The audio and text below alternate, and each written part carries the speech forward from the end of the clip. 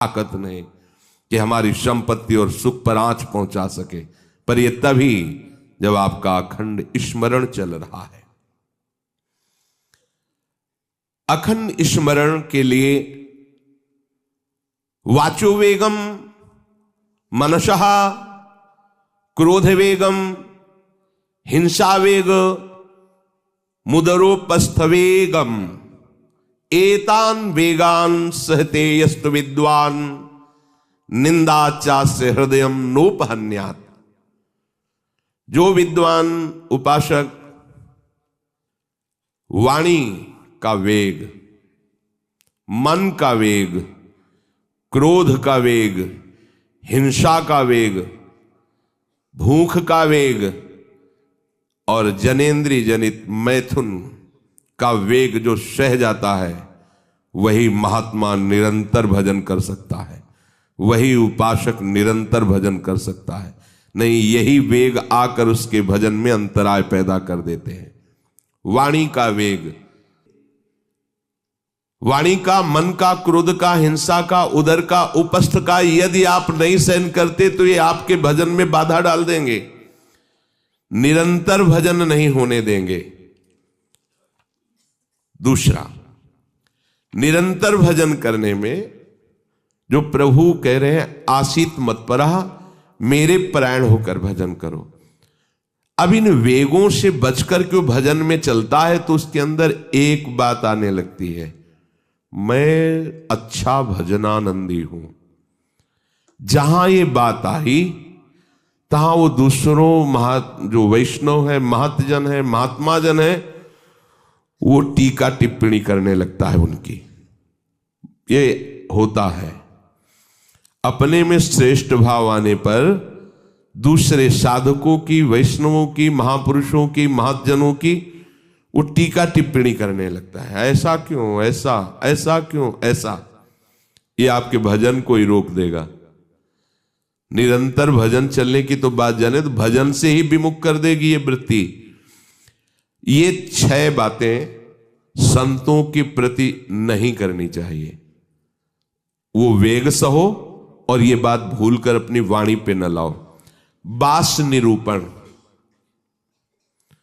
किसी भी संत महात्मा वैष्णव के विषय में ऐसा कहना, ये तो महलों में रहते हैं या ये तो गांव में रहते हैं, ये तो, इनको तो गंगा किनारे या स्मशान में कहीं खंडहर में रहना चाहिए, बाबा जी हैं ऐसे वैसे। वास निरूपण करना, तभी जब अहम जागृत होता है तो संतों के प्रति टीका टिप्पणी शुरू हो जाती है। वास निरूपण, किसी भी संत महात्मा वैष्णव के प्रति उसके वास के विषय में बोलना। दूसरा, ज्ञान निरूपण, किसी संत वैष्णव के प्रति ऐसा, ये पढ़े लिखे तो है नहीं, शास्त्रों का इनको ज्ञान तो है नहीं, वेश बना लिया, बस पेट भरण पोषण के लिए घूम रहे, कोई इनको ज्ञान तो है नहीं। क्या भजन करेंगे, क्या विचार करेंगे जब इनको पढ़े ही नहीं है, शास्त्रों का ज्ञान नहीं है, तो क्या ये भजन करेंगे। ज्ञान निरूपण। तीसरा, जाति निरूपण, ऐसा महान अपराध, ऐसा सोचना, ऐसा बोलना, ऐसा देखना, ये महत अपराध है और ये हम लोग ध्यान नहीं देते हैं, फिसल जाते हैं। एक बार एक जगह महात्माओं की पंगत लगी हुई थी, तो उसमें एक महात्मा को पंगत लगवाने वाले में जो श्रेष्ठ थे, उन्हें एक थप्पड़ मारा और निकालने लगे। वहां हमको भी सेवा दी गई थी, पत्तल उठाना और पोछा लगाना बाद में। तो परोसाई जब होती थी तो उस समय खड़े रहते थे। तत्काल गए, हमने कहा आपने क्यों थप्पड़ मारा? तो उन्होंने जाति निरूपण किया कि इस जाति का है, तुम नहीं जानते हो, और ये साधुओं की पंगत में बैठा है, उनका आचार्य परंपरा का तिलक लगाए हुए है और भेष धारण किए हुए है। आप आचार्य परंपरा की प्रधानता रखते हैं या जाति की प्रधानता रखते हैं? वो महात्मा अश्रु प्रवाह करने लगे कि क्या मेरे को भगवान का भजन करने का अधिकार नहीं है? क्या मेरे को भगवत प्रसाद पाने का अधिकार नहीं है? जब हमें गुरु ने वस्त्र दिया है, भेष दिया है, तो हम संतों की सभा में उन्हीं की आज्ञा से बैठे हैं, वैसे हम इस योग्य नहीं हैं, पर बैठे हैं। उनकी दैन्यता देखकर तत्काल उनको हृदय से लगाया और उनसे कहा कि दोबारा ऐसी गलती ना हो, ये क्या मर्यादा है वेश के ऊपर। और उनके चरण पकड़े, एक बार इनको क्षमा करके आप बैठ जाइए, आप प्रसाद पा लीजिए। उस समय भागवती का आवेश में बोले, उनकी सामर्थ्य नहीं हुई दोबारा उनको वो प्रसाद पा के निकले। मन में ठान लिया कि झोला उठाओ और भागो यहां से। नहीं, जहां संत का अपमान हो वहां नहीं टिकना चाहिए। तो भूल हो जाती है।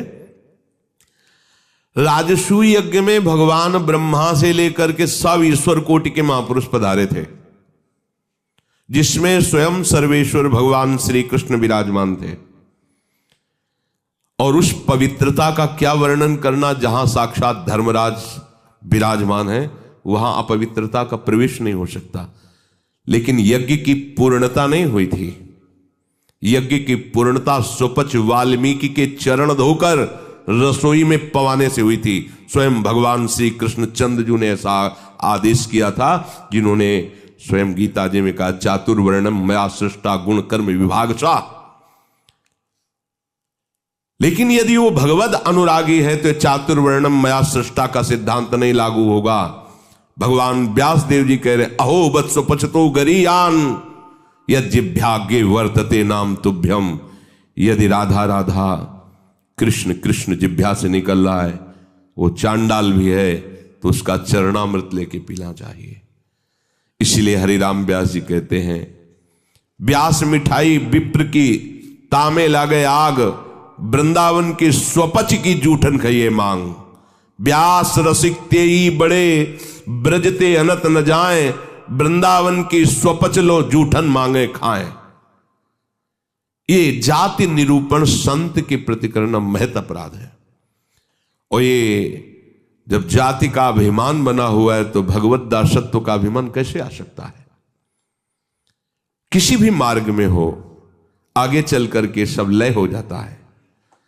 ये देहाभिमान के अंतर्गत आता है। देह ही तो जन्मी है जाति में, ये स्वरूपाभिमान थोड़ी है, ये देहाभिमान ही है। इसलिए वैष्णव के सबके एक ही गोत्र हैं, अच्युत गोत्र। अपने सब रसकों के एक ही गोत्र है, हरिवंश गोत्र। अगर हम जाति पक्ष में चले जाएंगे तो भगवत पक्ष से हट जाएंगे। तहां जाति कुल नहीं विचार, कौन सुत्तम कौन गंवार, सार भजन हरिवंश को। और यारस मगन मिटे भवत्रास, सुनहु रसिक हरिवंश विलास, श्री हरिवंश गाय। कहीं भी प्रकट हुआ हो किसी भी कुल में, और वो जब आचार्य के शरणागत हो जाता है, आचार्य परंपरा से,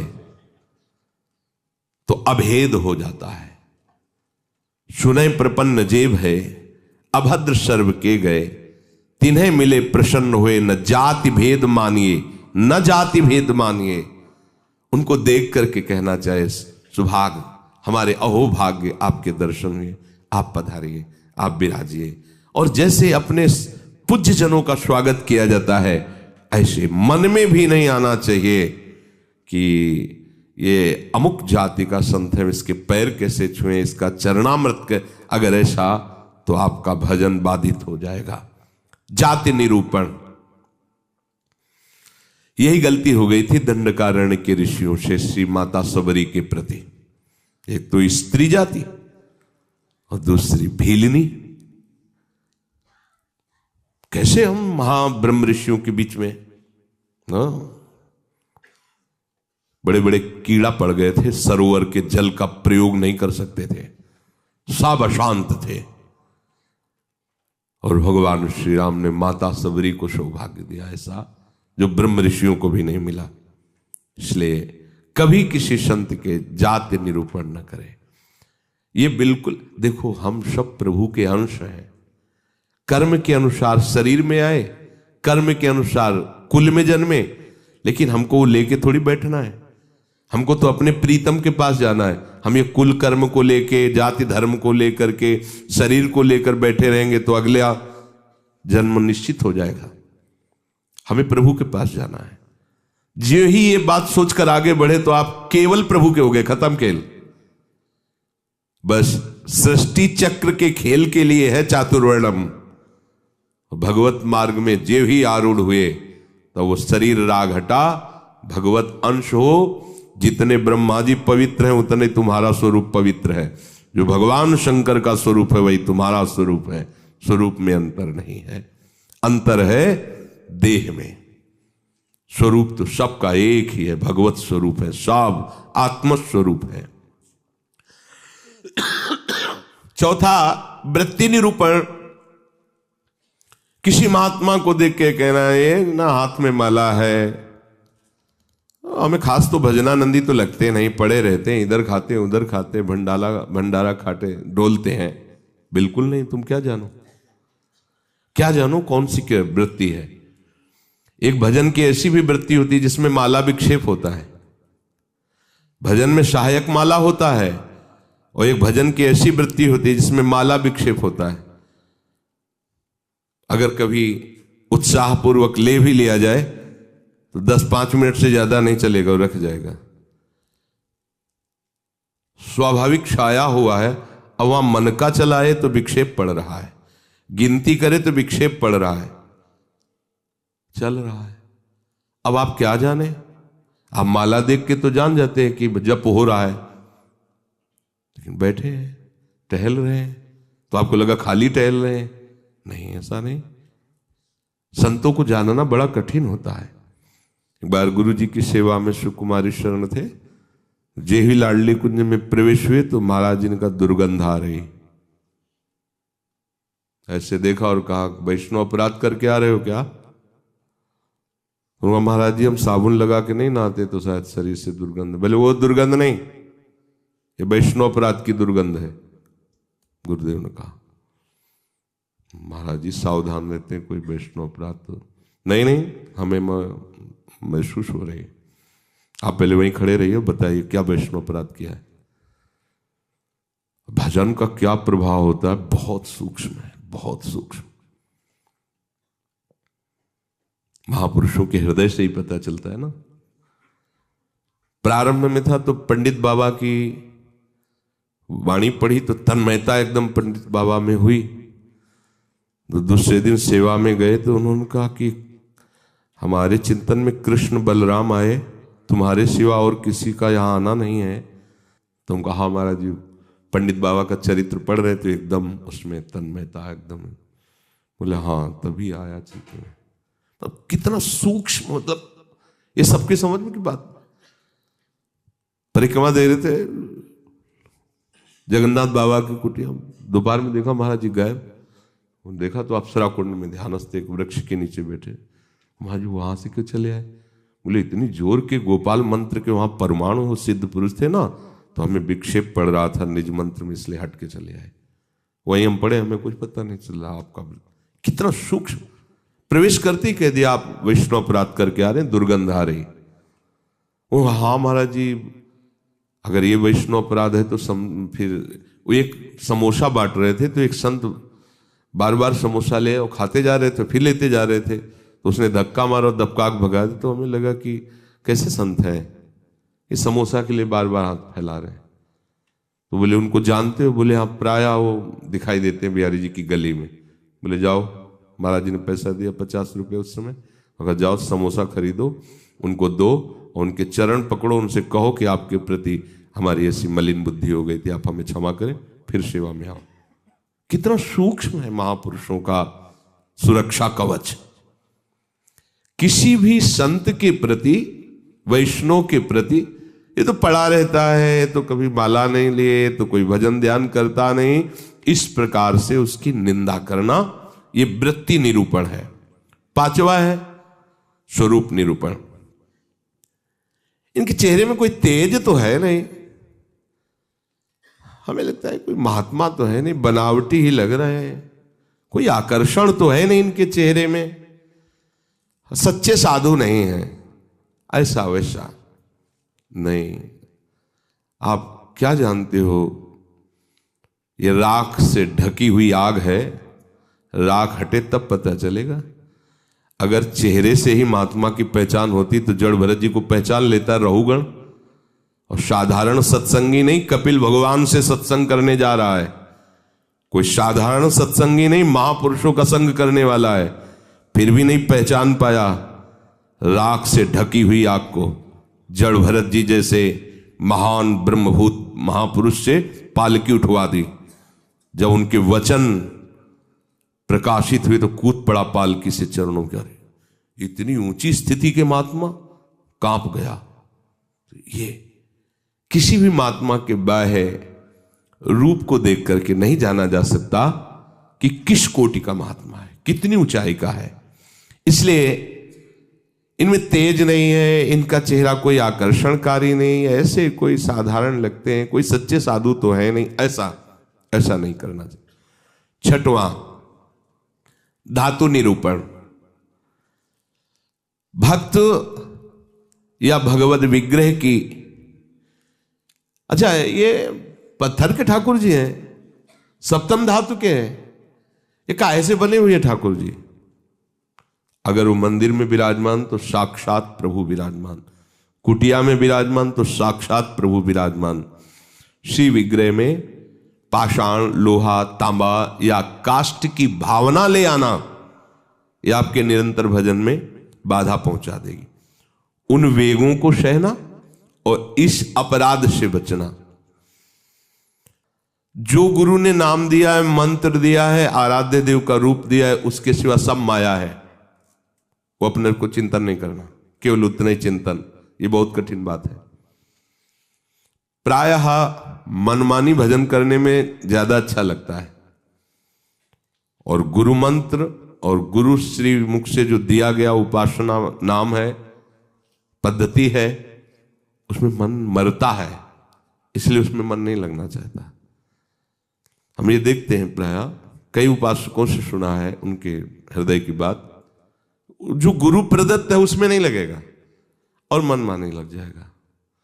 मन ने स्वीकार कर लिया चितम केशवम राम नारायण, ये रटे हम उन्हीं गुरु से पूछ रहे हैं जिन्होंने मंत्र दिया है, नाम दिया, ये हम रटे, तो ये बुरी बात तो है नहीं।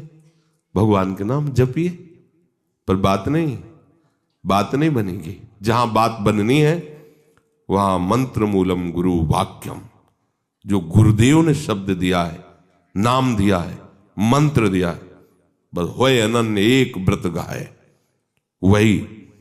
चाहे जितना मन चंचल हो, जो ऐसी निष्ठा वाला होता है, देर नहीं लगता शांत होने में।